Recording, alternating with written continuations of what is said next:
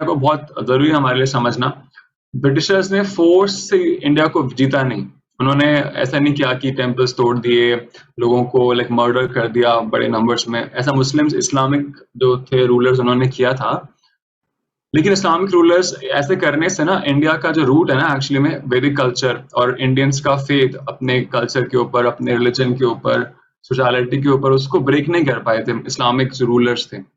उन्होंने physically damage किया, मंदिरों को तोड़ा, उन्होंने और गलत उन्होंने उन्होंने एक्चुअली फोर्सिबली कन्वर्ट किया हिंदूज को, मुस्लिम्स बनाया, पर फिर भी रूट जो है ना इंडिया की वो एज इट इज रही। और जब ब्रिटिशर्स आए इंडिया में तो ब्रिटिशर्स ने क्या देखा कि इंडिया को आप फोर्स से नहीं जीत सकते, और ब्रिटिशर्स फोर्स यूज भी नहीं कर सकते थे क्योंकि वो बहुत कम नंबर्स में थे। तो उन्होंने क्या किया, उन्होंने ये पाया कि एक्चुअली में मैकॉले नाम से उनके एक स्कॉलर थे जिनको कि उन्होंने इंडिया में भेजा कि आप स्टडी करो कि हम कैसे हम इंडिया को कैसे हम रूल करें। तो एक्चुअली मैकॉले ने क्या डिस्कवर किया कि इंडियंस का जो स्ट्रेंथ है, सबसे बड़ी स्ट्रेंथ है, वो क्या है, उनका उनकी स्पेशलिटी में, उनके कल्चर में फेद है, और उसको बहुत ज्यादा जो डेडिकेटेड है वो towards God and towards speciality, that is what is their strength. तो मैकॉले ने प्रपोज किया ब्रिटिश पार्लियामेंट को कि अगर एक्चुअली आपको इंडिया को जीतना है, अगर रूल करना है, तो we should teach them English and we should हमें इंश्योर करना चाहिए कि उनका फेथ खत्म हो जाए अपने स्क्रिप्चर्स से, अपने लाइक यू नो हिस्ट्री से, उनको डाउट हो जाए उसके ऊपर, then they will start following us and then we can rule them for a long time. ऐसा मैकॉले ने प्रपोज किया। तो ये रिकॉर्डेड लेटर है, ये हिस्ट्री की मेरी बुक में था when I was in 8th standard in the year 2003 2002, it was there in my history book. उसने ऐसा लिखा, in I have travelled the length and breadth of this nation and I have not found a single man who is a beggar or who is a thief, and that is because of the faith of these people in their religion, in their culture. And if we actually, the British actually want to rule them, so that is only possible if we break its backbone, break the backbone of this nation, which is what, which is its culture. तो इसको ध्यान में रखते Britishers ने क्या किया, उन्होंने उन्होंने इंडिया में और यूरोपियन पावर्स ने, यूरोपियन कॉलोनियल पावर्स ने पूरे वर्ल्ड में जहां भी रूल किया एशिया में, उन्होंने वहां उस हर जगह ना यही पॉलिसी यूज करी एक्चुअली। मतलब फ्रेंच ने इंडोनेशिया, मलेशिया में, कंबोडिया में ऐसे ही किया। क्या किया उन्होंने कि उनके लोगों को, वहां के लोगों को आप ये फील कराओ कि वो इन्फीरियर हैं, उनको नॉलेज नहीं थी उनके एंसेस्टर्स को, वो लोग बारबेरियंस थे, वो लोग इल मैनर्ड थे, अनएजुकेटेड थे, और ब्रिटिशर्स उनको मैनर्स देंगे, उनको कल्चर देंगे, उनको सिविलाइज बनाएंगे, ऐसा उनको फील कराओ।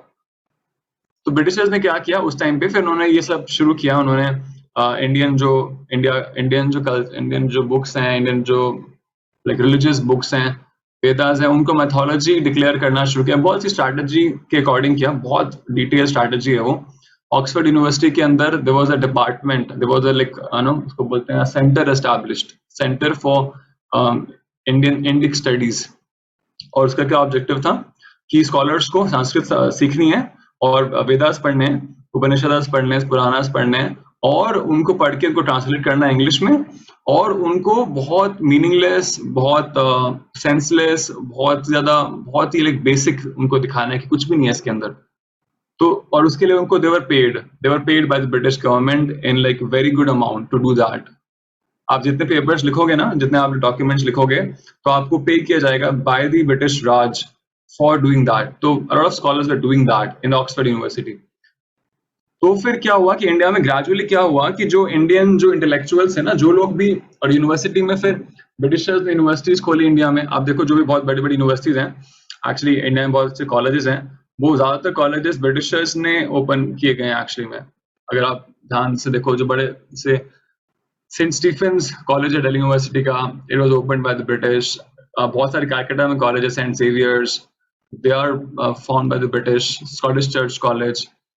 तो इस तरह से उन्होंने यूनिवर्सिटीज ओपन किए, कॉलेजेस ओपन किए कि इंडियंस पढ़ने जाएंगे वहां पे, और जब पढ़ने जाएंगे तो वो क्या पढ़ाएंगे कि आपके वेदास जो है, मैथोलॉजी हैं, आपका इंडियंस जो है अनकल्चर्ड थे, अनसिविलाइज थे, ऐसा उनको पढ़ाएंगे इस तरह से। तो उस टाइम क्या हो गया कि एक्चुअली इंडिया में सब लोग जो यंगस्टर्स थे, जो कॉलेज स्टूडेंट्स थे, उन सबको ये आ रहा था समझ में, उनको ये समझ चुके थे वो कि हमारा कल्चर बहुत बेकार है, हमारे पास कोई नॉलेज नहीं है और वो बहुत ज़्यादा वेस्ट की तरफ अट्रैक्टेड थे।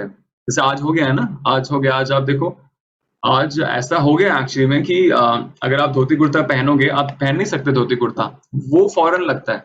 जो एक्चुअली इंडियन है वो फॉरेन लगता है और जो फॉरेन है वो इंडियन लगता है। जीन्स पहनना और टी-शर्ट्स पहनना, दिस इज़ लाइक इतना कॉमन हो गया है कि लोग बिल्कुल भी ऑड फील नहीं करते। अगर आप धोती-कुर्ता पहनोगे दैट इज़ वेरी ऑड। अगर आप हिंदी बोलोगे इट इज़ वेरी ऑड, है ना? इंग्लिश बोलोगे तो इट्स नॉर्मल।